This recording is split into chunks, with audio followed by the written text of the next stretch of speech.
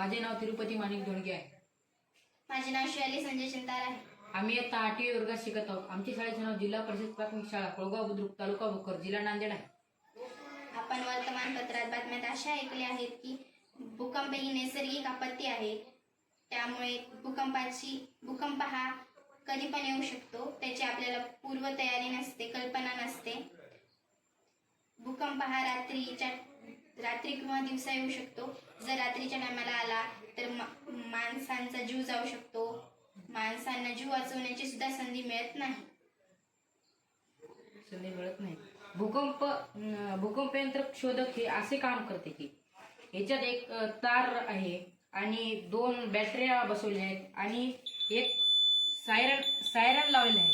सायरनमुळे असे आवाज येते. भूकंप आल्यानंतर आपली जमीन हादरते. जमीन हादरल्यानंतर हे त्याला खेचून घेते, म्हणजेच याला आवाज देते. आवाज दिल्यानंतर आवाज दिल्यानंतर रात्री झोपलेल्या माणसांना, सकाळच्या माणसांना कधी पण कळल्यानंतर ते स्वतःचा जीव वाचू शकतात. मित्रांचा, घरच्यांचा, कोणाचा पण जीव वाचू शकतात. जीव वाचल्यानंतर स्वतः म्हणजे मरण पावत नाहीत आणि कोणत्या घरातल्या मालमत्तेला कधी नासाडी होत नाही.